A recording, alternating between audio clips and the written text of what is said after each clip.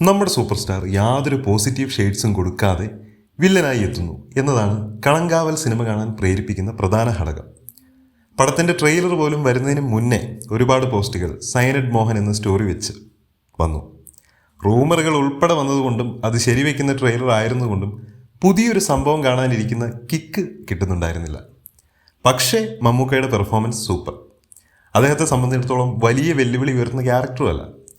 വളരെ സ്ലോ മോഡിലാണ് കഥ പറഞ്ഞു പോകുന്നത്. കുറച്ച് ലാഗം തോന്നും. സെയിം പാറ്റേണിൽ തുടർന്ന് വന്നുകൊണ്ടിരിക്കുന്ന ക്രൈം സീൻ സിനിമ ഡിമാൻഡ് ചെയ്തിട്ട് കൂടി ഇൻറ്റിമേറ്റ് സീൻസ് ഒട്ടുമില്ല. ഉണ്ടായിരുന്നുവെങ്കിൽ വില്ലനിസം ഒന്നുകൂടി കൂടുമായിരുന്നേനെ. വിനായകൻ ചില ഭാഗത്ത് കത്തിക്കയറിയെങ്കിലും ത്രൂ ഔട്ട് ഒരു പോലീസുകാരൻ്റെ മാനറിസം മെയിൻറ്റെയിൻ ചെയ്യാൻ ഒട്ടും പറ്റുന്നില്ല. ഇനിയുള്ള കാര്യം പറഞ്ഞാൽ ഒരു പെർഫെക്റ്റ് ക്രൈം ത്രില്ലർ പ്രതീക്ഷിക്കരുത്.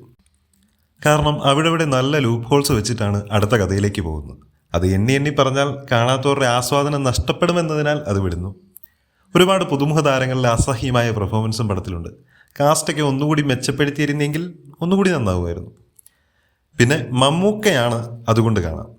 ഇതിലും സൂപ്പർ മൂവി റോഷാക്കിന് കിട്ടിയ റെസ്പോൺസ് ഓർക്കുന്നത് കൊണ്ട് തന്നെ ഈ സിനിമ വലിയ ചലനമൊന്നും ഉണ്ടാക്കാനുള്ള സാധ്യത കാണുന്നില്ല. ഹേറ്റേഴ്സ് പറയുന്ന പോലെ പരിപ്പൂട ത്രില്ലറല്ല, ഉദ്യോഗജനകമായ ഒരു കഥ പറച്ചിലും അന്വേഷണവും പീക്ക് ലെവൽ വില്ലനിസവും വേണ്ടിയെടുത്ത് മമ്മൂക്കയുടെ പെർഫോമൻസും പുതിയ സ്ത്രീ കഥാപാത്രങ്ങളുമാണ് ഈ സിനിമയെ താങ്ങി നിർത്തുന്നത്. ചിലപ്പോഴൊക്കെ വിനായകനും. ഇത്തവണ മമ്മൂക്ക 100 കോടി നേടുമോ അതോ ജനമനസ്സുകൾ കീഴടക്കുമോ എന്ന് നമുക്ക് കാത്തിരുന്ന് കാണാം.